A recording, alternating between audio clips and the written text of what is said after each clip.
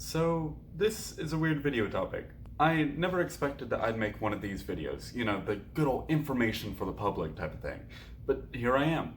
The reason why is because there are no good YouTube videos talking about the 5 groups of instruments.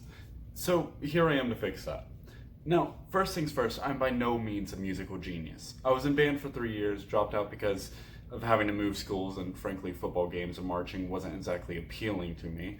And I also took a music theory class for a semester before a little known thing called a pandemic happened, as well as making music for the past 2 years. So if I get a few things wrong, definitely tell me in the comments, because I do want to be aware of my mistakes, but don't completely obliterate me down there. Much thanks. Alrighty, in no particular order, brass. This group is the backbone of your orchestra. What comes to mind when I think of brass is these big tubas and the bombastic trumpets. They give you the line to play on while occasionally throwing in some flair. Some more examples are French horns, bugles, and baritones. Next, we've got woodwinds. These are your melodies, your main riffs, if you will. 2 types of woodwinds, reeds and flutes. Reeds have a wooden piece that vibrates when you blow against it. I took pride in being a clarinet and bass clarinet player back in my day. Flutes are just like they sound. Flutes, really, they only include that, the high and fluttering instrument you can hardly hear whenever the other instruments give them a solo. Other instruments in the woodwind family are saxophones, bassoons, oboes, etc. Next, strings. These are typically the instruments that come to mind when you think of orchestra. Violins, violas, cellos, stand-up bass, the beautiful instruments that every kid in middle school wished they could play if they didn't do sports.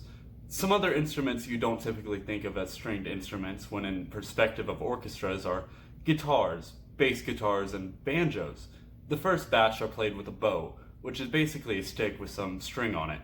The second batch are played with your fingers or a pick. Fourth, percussion. These are what keep time in the back of the room for the other players to hear. Of course, each musician should have a rough estimate of where they're at on the page, but without percussionists, the music would be a mess. Of course, they do more than just keep time. They also accentuate certain parts of the music, and even sometimes add their own melodies. Percussion is a really broad term that not only includes things like the bass drum, the snare, and the timpani, but also things like the xylophone, slide whistle, and everyone's favorite joke instrument, the triangle. Finally, the keys. These are your instruments like the piano, harpsichord, organ, etc.